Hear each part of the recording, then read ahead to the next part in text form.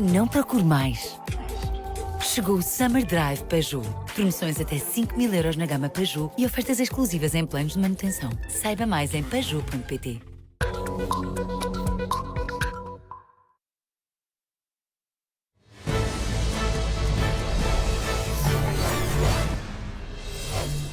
Bom dia, seja muito bem-vindo à edição da manhã. Vamos olhar para as notícias que marcam este dia.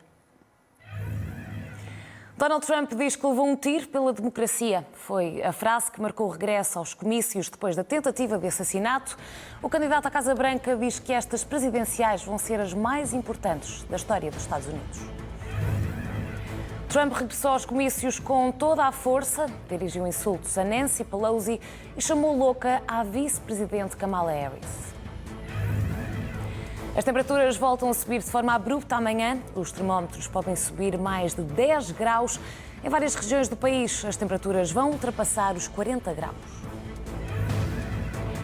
O tenista Nuno Borges está na final do Open da Suécia. Vai defrontar hoje Rafael Nadal. É a estreia do tenista português numa fase final de um torneio mundial de ténis. O Superbox Super Rock fechou a edição deste ano com o regresso dos portugueses Mind the Gap e com a atuação de Stormzy. O rapper foi cabeça de cartaz desta última noite do festival. E começamos por Donald Trump, que diz que levou um tiro pela democracia. A frase marcou o regresso de Trump aos comícios, depois da tentativa de assassinato da última semana. Num discurso longo, atacou Joe Biden e Kamala Harris várias vezes, assim como o Partido Democrata, que diz ser o inimigo da democracia. As atenções estavam centradas na figura principal do comício.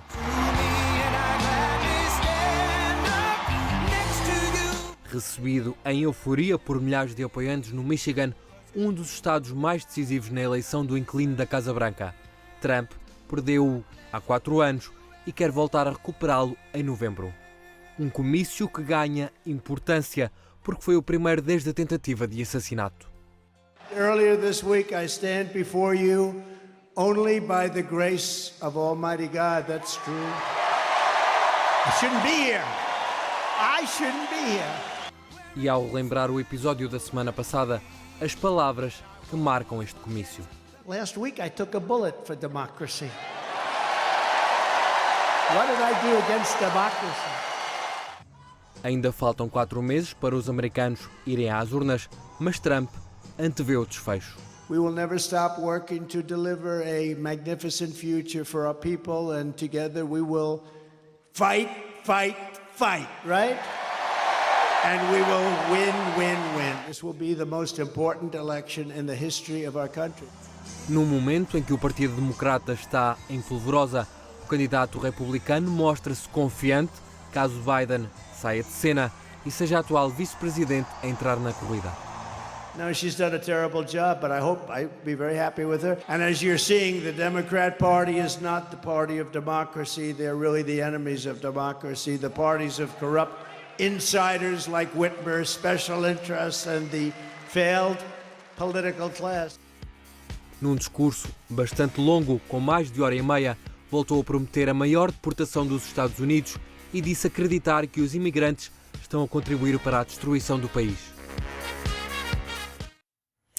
Um regresso aos comícios em grande, com insultos a líderes democratas. Trump comparou a antiga presidente da Câmara dos Representantes, Nancy Pelosi, a um cão e apelidou a vice-presidente Kamala Harris de louca.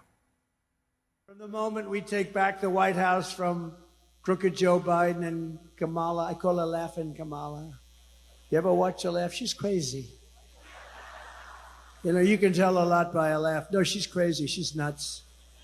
She's not as crazy as Nancy Pelosi. Crazy Nancy. Did you see Nancy Pelosi is selling out Biden now? Did you see? She turned on him like a dog. Well, I don't know if he should continue. All of a sudden, where did that come from? She was 100%. All of a sudden, she's not sure. Not sure means he's gone. But no, she's crazy as a bedbug. She's a crazy person. O número 2 republicano J.D. Vance também criticou a vice-presidente dos Estados Unidos. Disse que Kamala Harris não apresentou nenhum trabalho em 4 anos. The Vice President, Kamala Harris, she doesn't like me.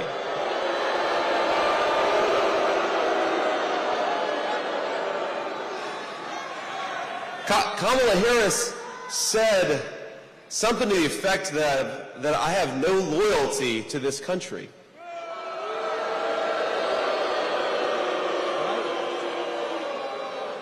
Well, I don't know, Kamala. I did serve in the United States Marine Corps and build a business. What the hell have you done other than collect a check?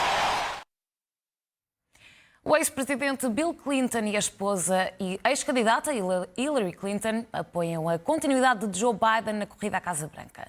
A informação está a ser avançada pela NBC News, que cita fontes próximas. O casal mostrou total apoio a Biden e tem estado em contacto com a Casa Branca. Tem inclusivamente incentivado o financiamento ao Partido Democrata. O presidente dos Estados Unidos está a recuperar da Covid-19, mas continua em isolamento. Em comunicado, a Casa Branca diz que Joe Biden ainda está com tosse, mas que já não apresenta sintomas. Enquanto não regressa à campanha, Biden continua a desempenhar as funções presidenciais em isolamento. Vamos à situação no Médio Oriente. Israel diz ter interceptado um míssil balístico que vinha em direção ao sul do país. As forças israelitas dizem que foi lançado pelo grupo islâmico Houthis. As sirenes chegaram a tocar no sul de Israel. Esta tentativa de ataque acontece horas depois de Tel Aviv ter bombardeado um dos portos no Iémen, que é controlado pelos Houthis. 3 pessoas morreram e quase 90 ficaram feridas. Entretanto, foram ouvidas sirenes também no norte de Israel. Há relatos de projéteis vindos diretamente do Líbano.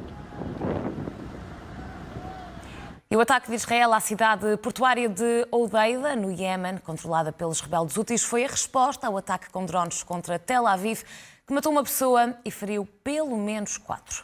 O ataque israelita no Iémen terá atingido depósitos de petróleo e refinarias. Nas redes sociais, as Forças Armadas israelitas reivindicaram a autoria do ataque, que dizem ser em retaliação às centenas de ataques dos Houthis contra Israel nos últimos meses. O ministro da Defesa israelita diz que o ataque tem como objetivo enviar uma mensagem aos Houthis, que se consideram ser um dos braços armados do Irão. יצאתי כעת מבור חיל האוויר, בו שהייתי ביחד עם ראש הממשלה, עם הרמטכ"ל ועם מפקד חיל האוויר, במעקב אחרי התקיפה של מטוסי חיל האוויר בנמל חודיידה, 2,000 קילומטר ממדינת ישראל. את האש שבוערת עכשיו בחודיידה רואים בכל רחבי המזרח התיכון, ולעניין הזה יש משמעויות ברורות. החות'ים תקפו אותנו למעלה מ-200 פעם. בפעם הראשונה שבה הם פגעו באזרח ישראלי, הכינו אותם, ואנחנו נעשה את זה בכל מקום שבו הדבר הזה יידרש. לדם של אזרחים ישראלים יש מחיר, הוא לא הפקר. את זה יודעים היום, גם בלבנון, גם בעזה, גם בתימן, וגם במקומות אחרים. אם יעיזו לתקוף אותנו, התוצאה תהיה זהה. O primeiro-ministro de Israel diz que o porto atacado era uma base militar dos Houthis. Netanyahu acusa os rebeldes de ataques constantes. הנמל שתקפנו איננו נמל תמים. הוא שימש למטרות צבאיות, הוא שימש כנקודת כניסה לנשק קטלני שסופק לחות'ים על ידי איראן. והם השתמשו בנשק הזה כדי לתקוף את ישראל, לתקוף את מדינות האזור, לתקוף נתיב שייט בינלאומי, נתיב שייט מהחשובים בעולם. התקיפה באה בתגובה ישירה למתקפת המל"ט, בה נהרג אזרח ישראלי ונפצעו אזרחים נוספים. היא גם באה בהמשך לתוקפנות החות'ים נגד מדינת ישראל מאז תחילת המלחמה. במשך 8 החודשים האחרונים, החות'ים שיגרו מאות טילים בליסטיים, טילי שיוט ומל"טים נגד ישראל. כל זה יורט בהצלחה על ידי מערכת ההגנה הישראלית, בסיוע ידידתנו ארצות הברית וגם בסיוע מדינות נוספות. אני מבקש להודות להם. E esta foi uma noite de protestos em Israel contra o governo de Benjamin Netanyahu. Milhares de pessoas juntaram-se nas principais ruas de Tel Aviv, pedem mais uma vez a demissão imediata do primeiro-ministro e exigem o fim da guerra e a libertação dos reféns.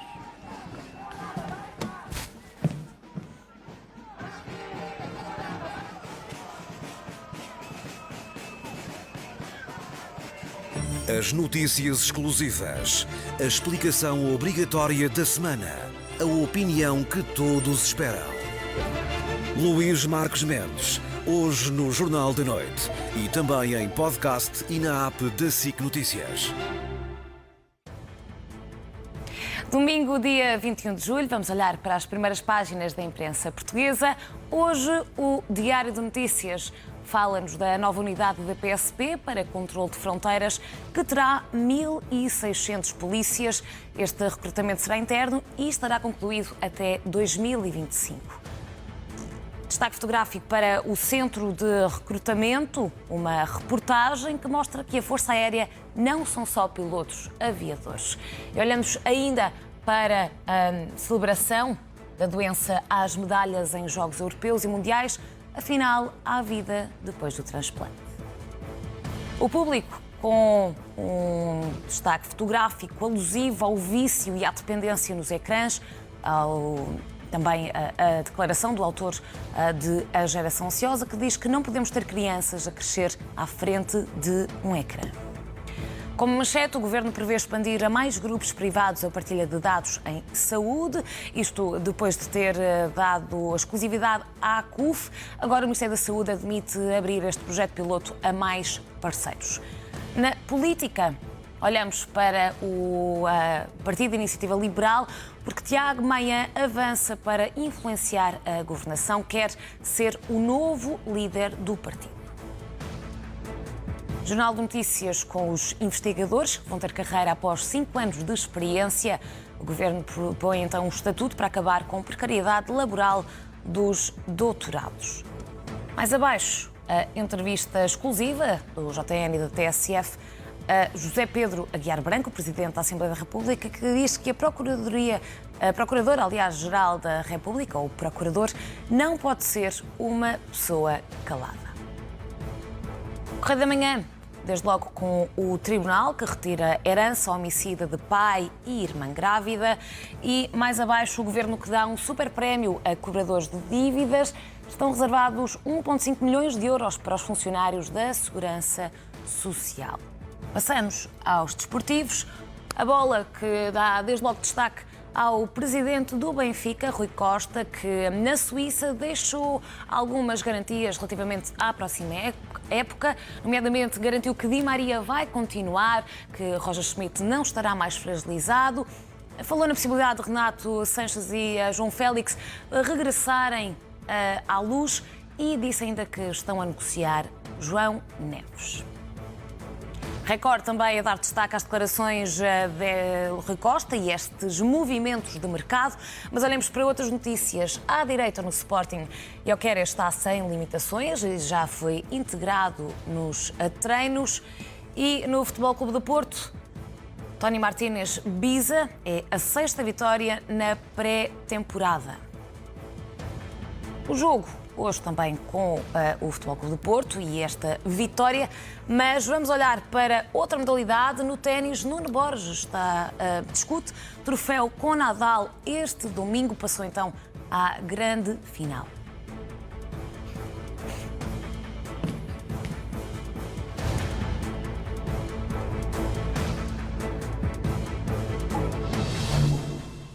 A discussão do Orçamento do Estado vai ser retomada em setembro com novas reuniões entre Governo e oposição. Depois da primeira ronda, o Primeiro-Ministro, que esteve ausente do encontro por motivos de doença, fez questão de elogiar a atitude dos partidos. Mais à esquerda e mais à direita. A porta para as primeiras avaliações de disponibilidade, antes da pausa para férias, foi aberta a todos os partidos para mostrar o empenho nas negociações orçamentais. Até onde, quando e se com todos é para continuar neste modelo de conversa, fica para depois, porque por agora o Primeiro-Ministro prefere a nota positiva. Na rede social X, fez questão de registar a postura cordial e construtiva de todos os partidos. Em setembro, quer continuar o diálogo franco, aberto e focado no interesse nacional.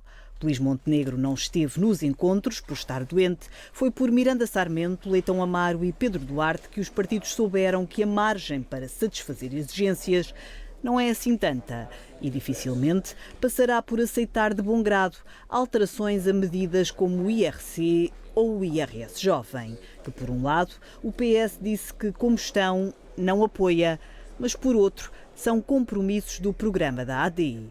O desafio de Pedro Nuno Santos ao Primeiro-Ministro para modelar as medidas pode só vir a ser incluído numa próxima reunião entre os dois, porque por agora a delegação socialista saiu a dizer que há motivos para continuar a conversar, diferente de outros que não encontram nas reuniões exploratórias razões para apoiarem o orçamento, sem medidas concretas e críticas ao governo por não revelar contas e acenar com entraves por causa do PRR, saíram com a mesma certeza com que entraram, a de um voto contra garantido, mesmo que a abertura da parte do governo seja a de acolher algumas propostas da oposição.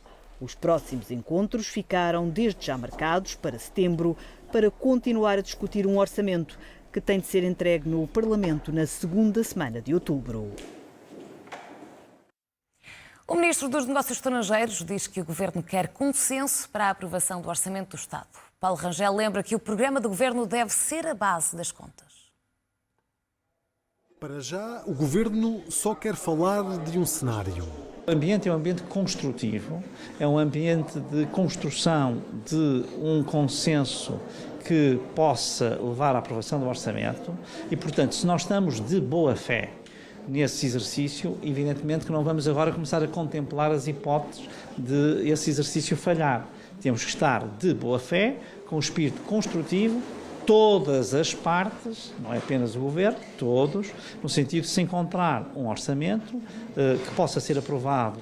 A negociação formal começou esta sexta-feira. Para se chegar a um entendimento, tem de haver cedências e o Governo quer consenso, mas lembra que há uma base de partida.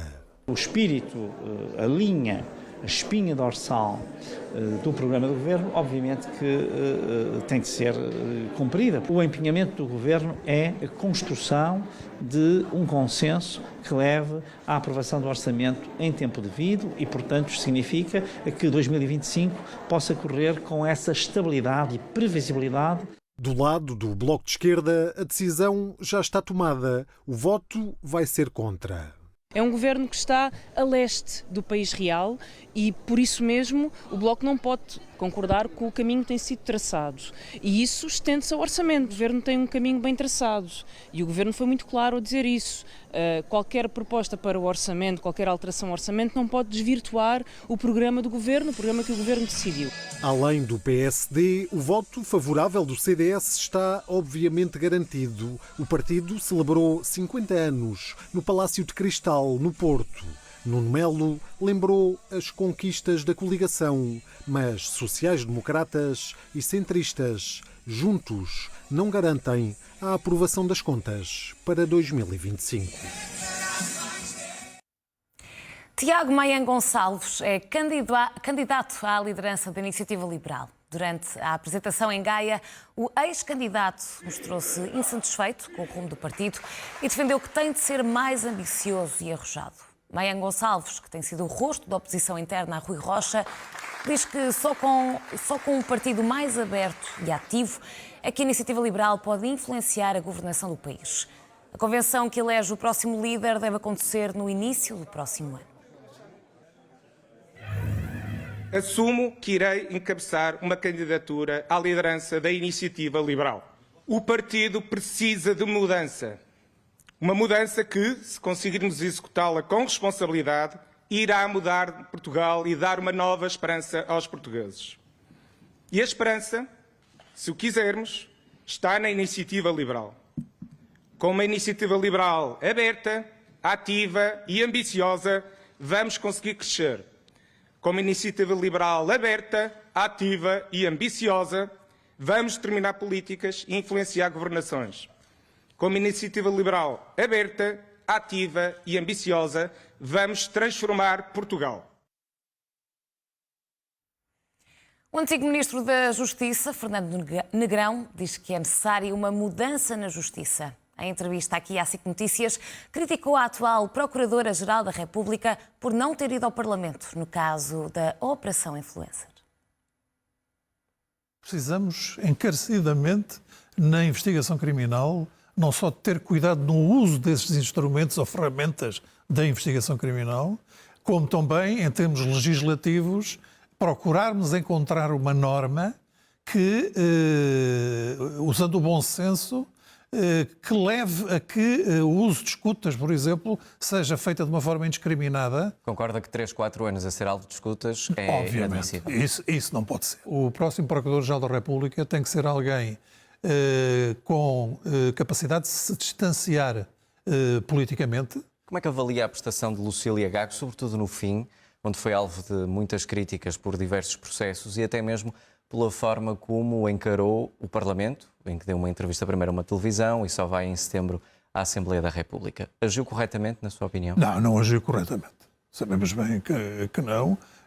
Devia ter tido esse cuidado de apresentar a tempo e horas o relatório de atividades do Ministério Público, que ainda não foi apresentado e devia ter sido apresentado, salvo erro, em maio e junho, e imediatamente pôr-se à disposição do Parlamento.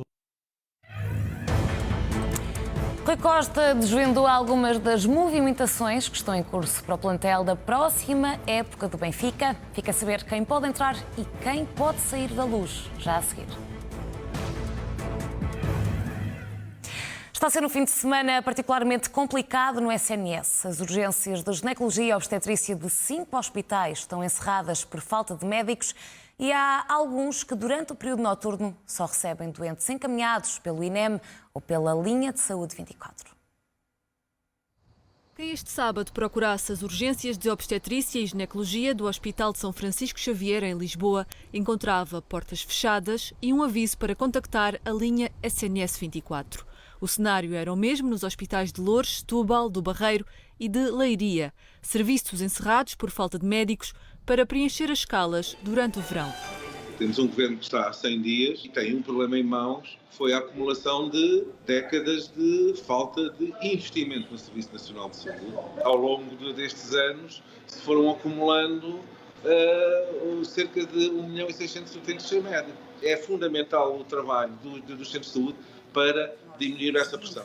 Além de serviços encerrados, há hospitais com constrangimentos. Este fim de semana, as urgências de obstetrícia e ginecologia do Amadora Sintra, por exemplo, só recebem utentes encaminhadas pelo INEM ou pela linha SNS 24. A Ministra da Saúde garante que está disponível para negociar com os sindicatos, mas tem sido alvo de críticas. É inaceitável que tenhamos encerramentos de serviços de urgência em áreas tão sensíveis como a pediatria e a obstetrícia, em que as grávidas e as crianças têm que correr muitos e muitos quilómetros para serem atendidos.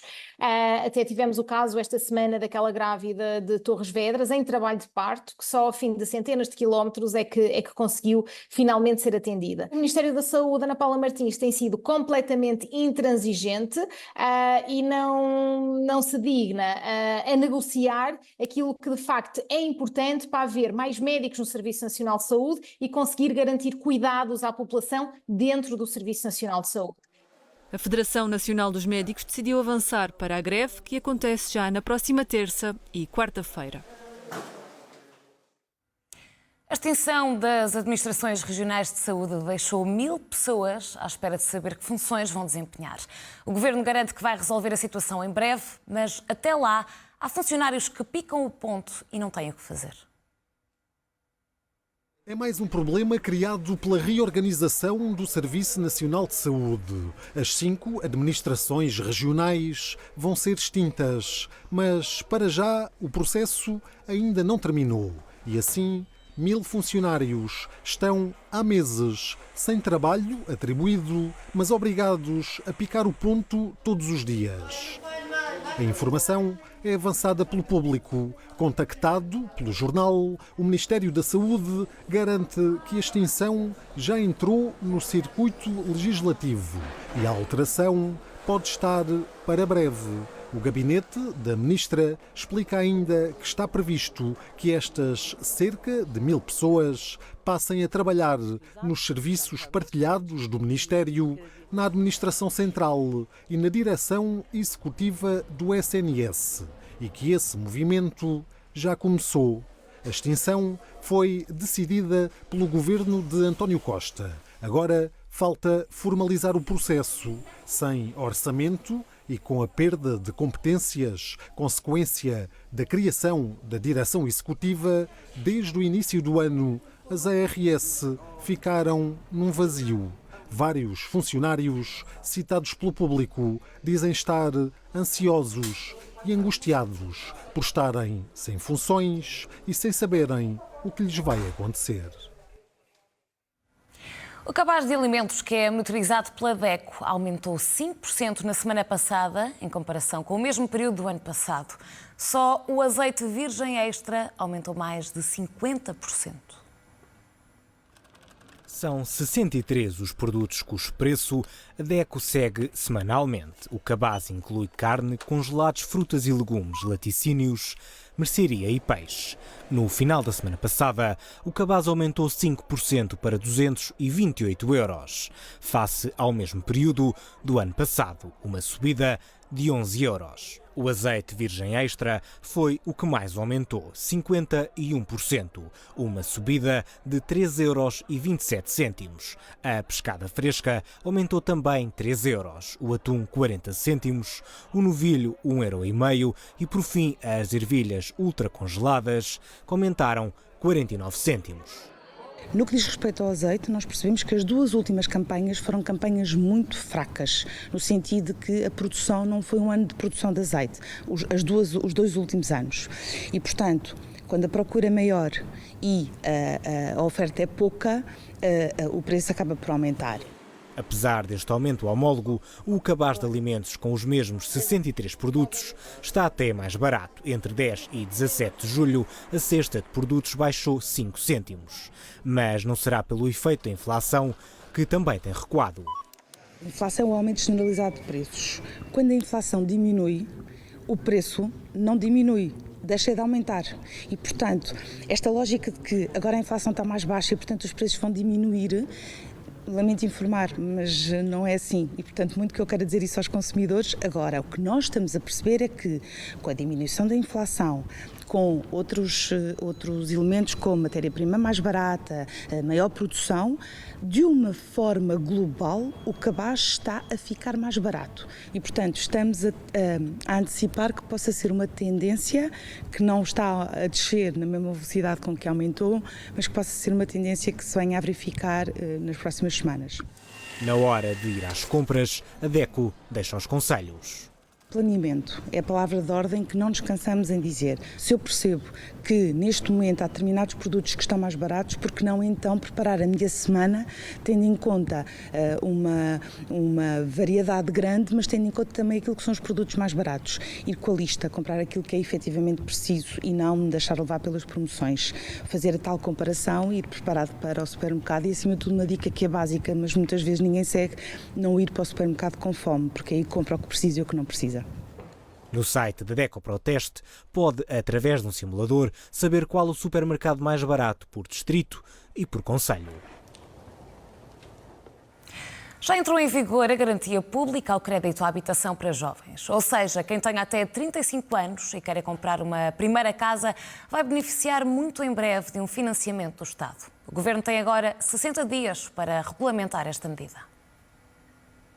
A medida foi pensada para ajudar os jovens até aos 35 anos que não têm capitais próprios para comprar a primeira casa. A nossa previsão é que ela possa estar em vigor no dia 1 de agosto. A previsão foi feita no final de maio. Entretanto, a medida já foi publicada em Diário da República, mas falta definir regras e procedimentos. O Governo tem agora 2 meses, até setembro, para os dar a conhecer. Nós estamos a terminar os trabalhos da portaria. Para já, sabe-se os limites. A garantia pública é para jovens entre 18 e 35 anos, inclusive a residir em Portugal e cujos rendimentos não ultrapassem o 8º escalão do IRS. Não podem ser donos de outra casa, nem usufruir da garantia do Estado mais do que uma vez. O Estado garante até 15% do valor do negócio, que não pode ultrapassar os 450 mil euros. A garantia pública só vai cobrir o valor da entrada. A somar a todas estas condições que têm de ser cumpridas, mais uma, os jovens só podem recorrer à garantia para conseguir no banco financiamento a 100%. É exclusivamente para aquela fatia do custo da habitação que hoje em dia os bancos, pelas novas regras a que estão sujeitos, deixaram de financiar. Ela não vai servir para o caso em que eu só iria, por exemplo, pedir 50% do custo da casa, mas o banco só me financia em 40%. Não é para esses 10% que estão em falta. O Estado não vai emprestar dinheiro, vai sim dar uma garantia ao banco para que possa emprestar, como um fiador. Só se chega à frente se houver incumprimento. Naquela parte que, à partida, a pessoa não teria financiamento por conta das regras, e o Estado entra como garantia. No resto, funciona exatamente como um crédito normal. O Governo está a trabalhar com a Associação Portuguesa de Bancos e com o Banco de Portugal. Acredita que a medida, que se deve juntar a outras como a isenção do IMT e do imposto de selo, vai fazer a diferença. Isto vai resolver um problema de liquidez de muitos jovens que entram no mercado de trabalho, que não têm capitais próprios para fazer face à entrada da casa e aos custos de transação fiscal. Parece-me uma medida muito importante, sobretudo para os jovens com rendimentos mais baixos. Atenção, isto não é uma via verde para o crédito. Portanto, os bancos continuarão a fazer a sua análise de risco. Portanto, não vai resolver o problema das pessoas que têm baixos rendimentos ou rendimentos que até não sendo tão baixos, são incertos. Apesar de considerar a proposta bem intencionada, tem dúvidas quanto à eficácia. São precisas outras para resolver o problema da habitação que não esbarrem na realidade precária de muitos jovens. Ainda sobre esta, deixa o alerta. A garantia não é um empréstimo que o Estado faça. O dinheiro sai do banco. Conseguem pedir o financiamento a 100%, mas depois também vão pagar a prestação correspondente aos 100%. Vamos ser claros. Para questões como se haverá custos para quem recorrer a esta ajuda, se haverá uma verba limitada para a medida, como e a partir de quando se pode pedir a garantia, ainda não há respostas. O Governo tem até setembro para ajudar. E a semana vai começar com perturbações no setor dos transportes em todo o país. A CP está em greve amanhã e quarta-feira. O Tribunal Arbitral decretou serviços mínimos, mas a empresa antecipa constrangimentos na circulação nos próximos dias. No Porto, os trabalhadores da CTCP estão em greve amanhã e terça-feira. São esperadas perturbações nos autocarros. Em Lisboa, mantém-se a greve parcial da Carris Tour, a operadora de circuitos turísticos. Os trabalhadores vão parar às 3 primeiras e 3 últimas horas do turno. Os combustíveis voltam a descer a partir de amanhã, pela segunda semana consecutiva. O gasóleo fica mais barato 2 cêntimos, passa a custar em média 1,73 € por litro. No caso da gasolina, a descida é de 1 cêntimo. O preço por litro deverá rondar 1,56 €.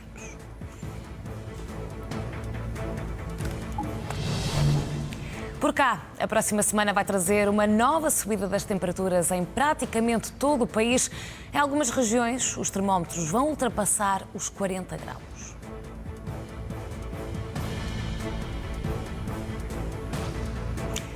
Vamos olhar agora para os temas que estão a marcar a atualidade. Donald Trump diz que levou um tiro pela democracia.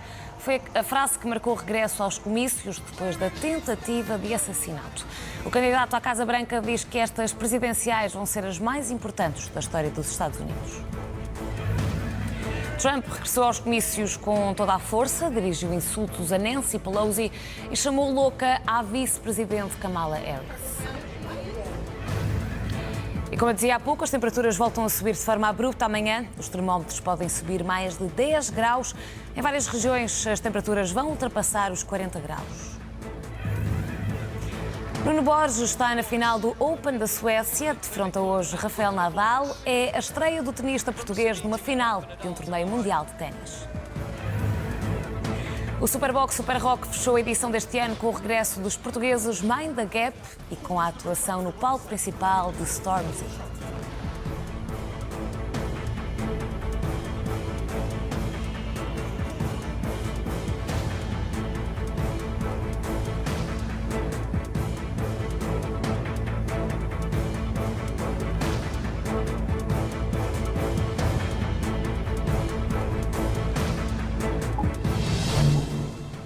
regressamos à notícia que estávamos a acompanhar há pouco, porque a próxima semana vai trazer uma nova subida das temperaturas em praticamente todo o país, com subidas de mais de 10 graus. Em alguns locais podem mesmo ultrapassar-se os 40 graus Celsius. O céu azul deu lugar a nuvens e a uma descida das temperaturas. Este sábado houve quem fosse surpreendido pela chuva que caiu na zona de Lisboa e um pouco por todo o país. Uma trégua no intenso calor que se sentiu entre quarta e sexta-feira, mas que dura pouco. Domingo, os termómetros começam de novo a subir e a partir da próxima semana voltam a disparar. Vamos ter o interior do país com temperatura que em alguns locais poderá ser acima dos 42 graus de temperatura máxima, nomeadamente na região do Alentejo. Todo o interior norte e centro também com temperaturas elevadas. As regiões do litoral, apesar de terem temperaturas mais baixas, também terão sempre temperatura acima dos 30 graus de máxima durante a tarde. Também a temperatura mínima vai estar acima dos 20 graus, com noites tropicais em várias regiões. Nos Açores, a temperatura da água pode ultrapassar os 26 graus, mas não se pode falar de onda de calor. Na região sul, será uma situação que dura 3 a 4 dias, portanto não cumpre o critério da onda de calor meteorológica. Teremos sim um episódio de tempo quente, e possivelmente apenas no distrito de Bragança teremos uma situação de onda de calor, porque parece que em Bragança o calor se irá manter durante toda a semana. O aviso de calor, que vigorou até sexta-feira, pode voltar no início da semana, com concelhos que poderão estar em risco máximo de incêndio. O que vamos ter é uma situação de temperatura elevada, vamos ter uma situação de vento fraco, e vamos ter uma situação em que não há entrada de umidade nem durante o dia nem durante a noite e, portanto, o risco de incêndio irá disparar em todo o país. A ausência de precipitação faz do Algarve a zona com o risco mais elevado de incêndio, numa altura em que as temperaturas oscilam, mas não deixam de ser temperaturas de verão. Temperaturas altas também em Espanha, onde uma onda de calor está a atingir sobretudo o sul do país. Perto de Sevilha, os termómetros chegaram aos 43 graus. Não é ao acaso que é conhecida como uma zona de frigideira em Espanha. Somados 20 graus e é possível estrelar um ovo nesta cidade.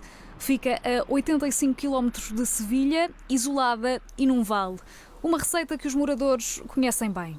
El sol es verdad que es insoportable debido a que estamos en un valle y hace mucho calor. Ese está en un hoyo, prácticamente. Cuando Sevilla hace 35 grados, Venecia hace 40. ¿Por qué? Porque está en un hoyo.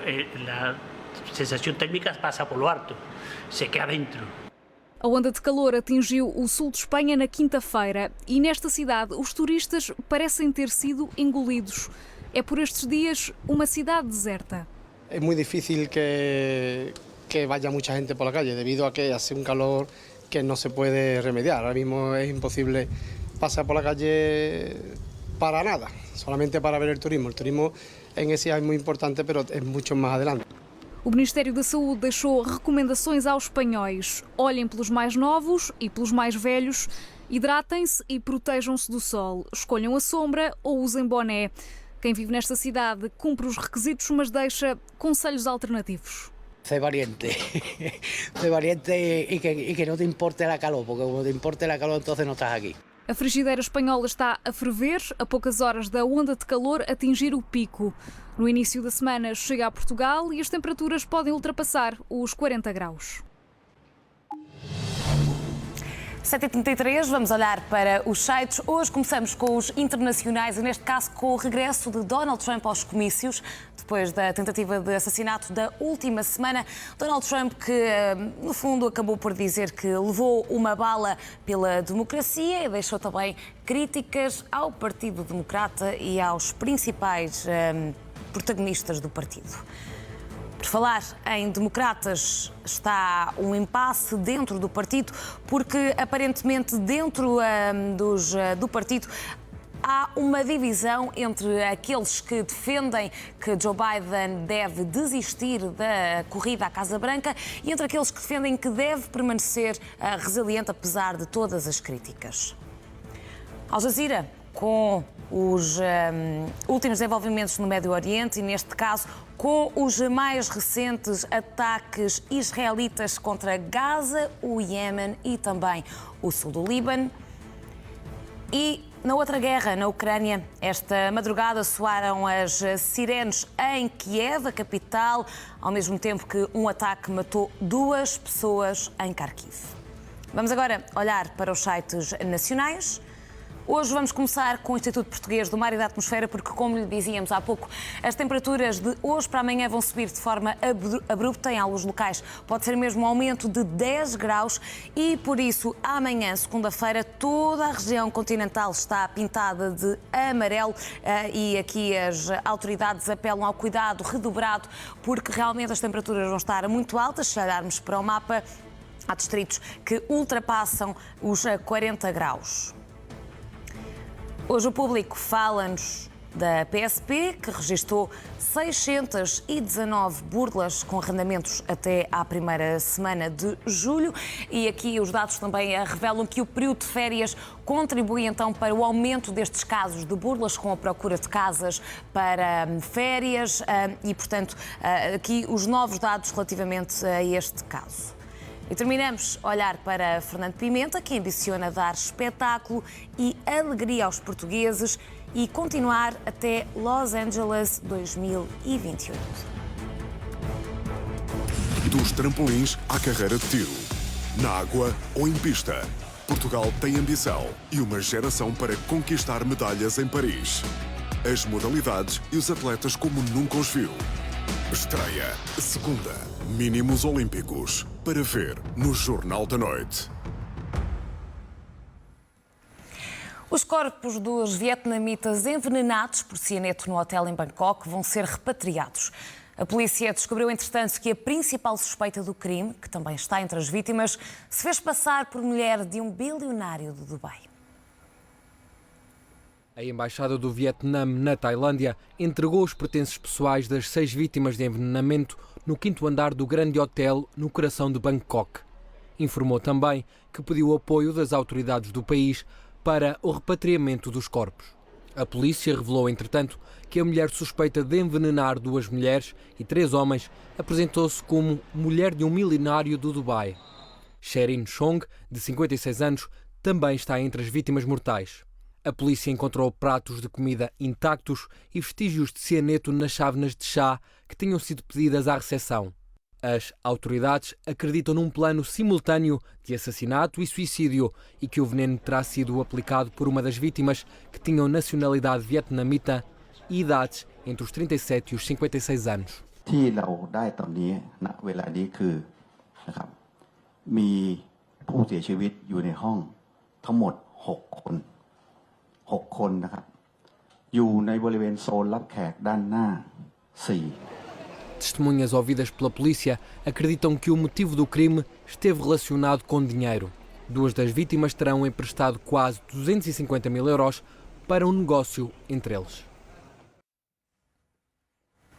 Estão a chegar cada vez mais migrantes da África subsaariana às Ilhas Canárias. O número quase triplicou desde o ano passado. A praia de Las Burras, na Gran Canária, costuma estar cheia de turistas. Desta vez encheu-se, mas de migrantes. Ao todo, 66, entre eles uma criança. Saíram de Dakar, no Senegal, e rumaram para norte. Acabaram por chegar à Ilha Espanhola uma semana depois. Passaram horas e horas, dias e noites a fio, num pequeno barco de madeira, sempre sentados, sem quase se poderem mexer. Desta vez ninguém morreu pelo caminho, mas na praia, à beira-mar, eram evidentes as feridas e queimaduras, os sinais de desidratação, os sintomas de hipotermia e de profunda exaustão. Os escassos mantimentos acabaram durante a viagem. Para matarem a sede, acabaram por beber água salgada do mar. À chegada sobre a areia, um homem chegou a ter uma paragem cardiorrespiratória. Valeu-lhe o socorro médico, que já tinha sido acionado. 13 pessoas tiveram de ser hospitalizadas, 5 em estado crítico. As restantes foram levadas para centros de acolhimento. As Canárias estão cada vez mais habituadas a situações como esta. No ano passado chegaram aqui quase 7.600 imigrantes ilegais. O número já vai este ano a caminho dos 20.000. À altura de olharmos para o desporto, Rui Costa não adianta detalhes sobre um possível regresso de João Félix e Renato Sanches ao Benfica. De visita à Suíça, o presidente do clube disse que o plantel ainda não está fechado, mas confirmou que Di Maria vai manter-se na próxima época e adiantou que estão a decorrer negociações para uma possível saída de João Neves. E não vou esconder que há uma proposta em cima da mesa, isso tem sido noticiado todos os dias. 70 milhões? Não vou estar aqui a falar em que posição é que está essa proposta. Há uma proposta em cima da mesa que está a ser avaliada, que está a ser falada. Do PSG? Neste momento, o João Neves continua a ser jogador do Benfica. E a renovação de Di Maria está bem encaminhada? Vai continuar no Benfica? Di Maria continua no Benfica, isso já foi anunciado. Di Maria vai continuar no Benfica. E há a imagem daquilo que se passou há um ano, que o Di Maria estava no Mundial e regressou depois do Mundial, ou veio depois do Mundial para assinar contrato. O mesmo se passou agora. O Di Maria é o jogador do Benfica e isso não é fora de questão. Todos esses nomes, que têm sido especulação, ou mera especulação neste momento ainda na imprensa, faz parte do momento do mercado. Mas como eu disse em relação ao João Neves e como digo em relação a todos os outros jogadores, há negociações em curso. O plantel do Benfica não vai ficar como está hoje. Vai haver saídas, provavelmente, e porque estaremos sempre atentos ao mercado, pode haver até alguma entrada ainda mais. O tenista Nuno Borges está na final do Open da Suécia. Defronta mais logo o espanhol Rafael Nadal. É a primeira vez que o português vai disputar uma fase final de um torneio mundial de ténis. Nuno Borges tem 27 anos, é natural da Maia e está na posição 51 do ranking mundial. Ontem eliminou o argentino Tiago Tirante nas meias finais e conseguiu o apuramento histórico para esta grande final. A volta à França termina hoje com um contrarrelógio entre o Mónaco e Nice. O camisola amarela é um esloveno de 25 anos, leva uma vantagem de 5 minutos em relação ao segundo lugar e de 8 minutos em relação ao terceiro. O português João Almeida ocupa o quarto lugar da geral. O ciclista português quer garantir o posto na final de hoje. Termina hoje a concentração Motar em Faro. Encerra com o tradicional desfile de motociclos, que acontece a partir das 10 da manhã. Esta 42ª edição do evento contou com a inscrição de quase 20.000 pessoas de várias nacionalidades. Daqui a pouco vai poder contar com diretos a partir do evento e deste desfile aqui na SIC Notícias. O último dia do Superbox Super Rock ficou marcado pelo regresso do grupo português de hip-hop Mind the Gap e também pela atuação do rapper Stormzy, que foi cabeça de cartaz da última noite do festival.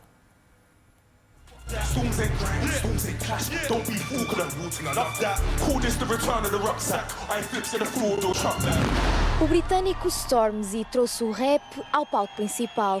Momentos antes do concerto, a expectativa do público era grande. É um dos meus artistas favoritos, gosto muito dele, então é a primeira vez que lhe vou ver ao vivo, então estou muito contente. Ele é o artista da minha infância e espero que ele cante todas as músicas que eu conheço dele, que eu ouvia quando era miúdo. Daí já estás aqui na frontline? Eu já estou aqui, eu já disse aos meus amigos, já convenci a minha namorada e os meus amigos para vir aqui, está uma hora à espera.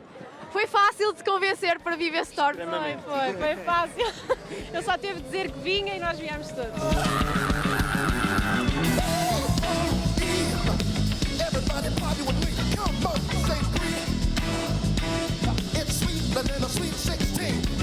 Antes foi a vez dos americanos Wolfpack brindarem o público ao estilo do funk. Foi a estreia da banda em Portugal. Portugal is a place that seems just very special. I've heard so many good things about it. We've been so excited to come here.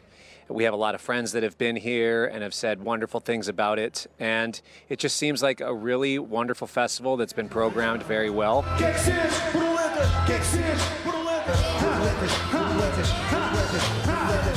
percebes que eu não quero perder mais tempo em vão. Os portugueses Main da Gap abriram o palco principal. O trio do hip-hop nacional, com 30 anos de existência, regressou aos palcos depois de uma pausa de 9 anos. Foram 3 dias de boa música, bom ambiente, tivemos uma temperatura maravilhosa com este céu azul, junto com a natureza. Vimos aqui bons concertos, artistas que nós vamos recordar e mais tarde vamos vê-los em grandes espaços. O festival regressa no próximo ano, nos dias 17, 18 e 19 de julho. Helena Machado Ribeiro, Edgar Ascensão e Flávio Valente, a SIC no Superbox Super Rock. Olhamos agora para a previsão do estado do tempo para este domingo. Vamos começar com a região norte do país, num dia em que há previsão de algumas nuvens, também máximas mais baixas no litoral. O Porto hoje com 24 graus de máxima. No entanto, no interior há temperaturas altas. Vila Real pode chegar aos 32, Bragança aos 31 graus de máxima. Na região centro também a previsão aponta hoje para algumas nuvens, céu nublado na região do litoral, Lisboa com máxima de 26, Castelo Branco pode chegar aos 35 graus. A sul também é cenário de céu pouco nublado, Faro com 31 graus de máxima, Beja 33, Évora 34.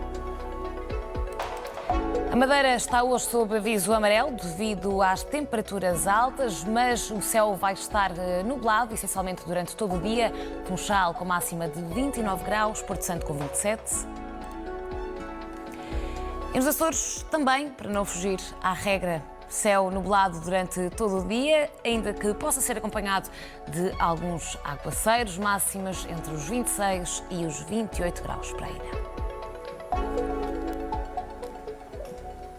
Fazemos agora uma curtíssima pausa nesta edição da manhã. Regresse connosco mais perto das 8. Até já.